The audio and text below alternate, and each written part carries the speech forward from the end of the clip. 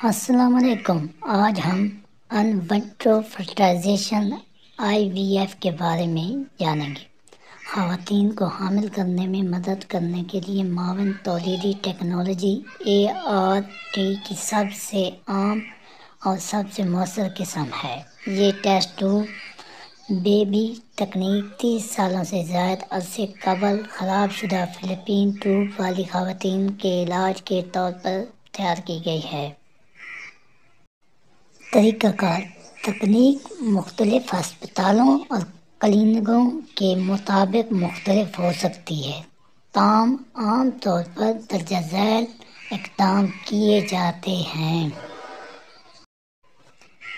پہلا قدم خواتین کی قدرتی ماہواری کو ایک دوا دے کر دبانا ہے، جو عام طور پر تقریباً 2 ہفتوں تک روزانہ انجیکشن کی شکل میں ہوتا ہے۔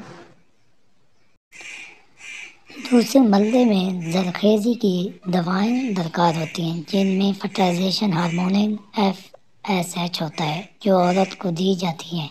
FSH کا کام بچے دانی میں معمول سے زیادہ انڈے پیدا کرنا ہے۔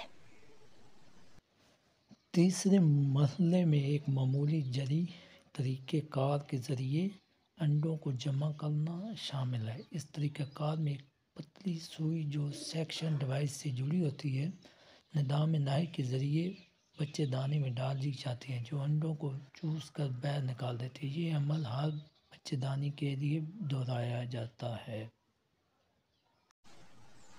چوتھے مرحلے میں مصنوعی حمل اور کھاد ڈالی جاتی ہے۔ اس مرحلے میں اکٹھے کیے گئے انڈوں کو مردانہ سپلزم کے ساتھ ایک ساتھ رکھا جاتا ہے اور ماحولیاتی کنٹرول والے چیمبر میں رکھا جاتا ہے۔ نطفہ بالآخر چند گھنٹوں کے بعد انڈے میں داخل ہونے کے بعد یا بعض اوقات سپلزم کو براہ راست انڈے میں داخل کیا جاتا ہے۔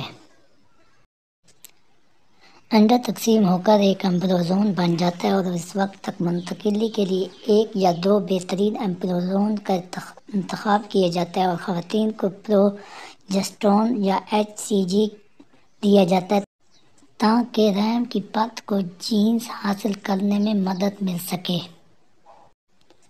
آخری مرحلے میں جین کی منتقلی ہے، جہاں بعض اوقات رحم میں 1 سے زیادہ ایمبریوز رکھے جاتے ہیں۔ منتقلی ایک کیتڑے کے ذریعے کی جاتی ہے جو اندام نہائی اور رحم میں جاتی ہے، کامیابی کے ساتھ جین کی منتقلی کرتی ہے۔ جب